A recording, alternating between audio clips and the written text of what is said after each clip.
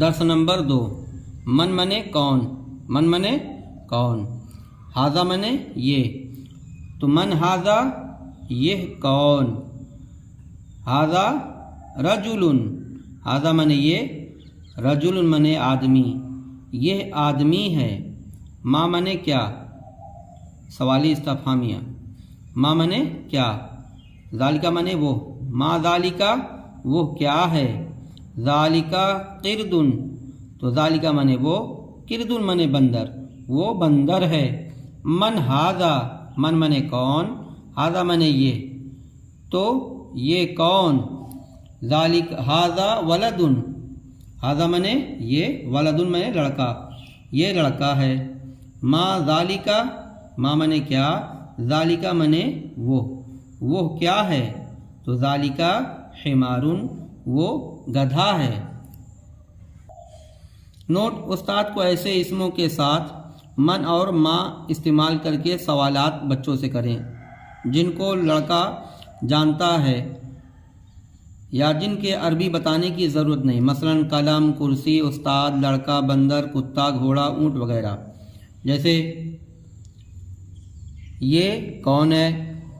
تو من ہاذا، یہ آدمی، ہاذا رجل، وہ کون ہے، من ذالکا، وہ لڑکا ہے، ذالکا ولدن، وہ اونٹ ہے، ذالکا جمل، یہ گھوڑا ہے، ہاذا فرسن، یہ بندر ہے، تو ہاذا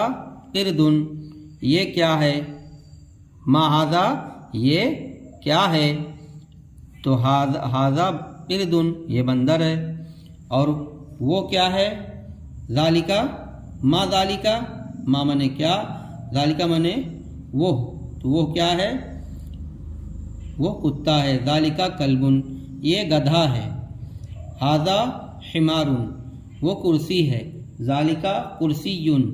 وہ استاد ہے، ذالکا استادٌ، یہ لڑکا ہے، ہاذا ولدٌ، یہ کتاب ہے، ہاذا کتابٌ، وہ عربی ہے،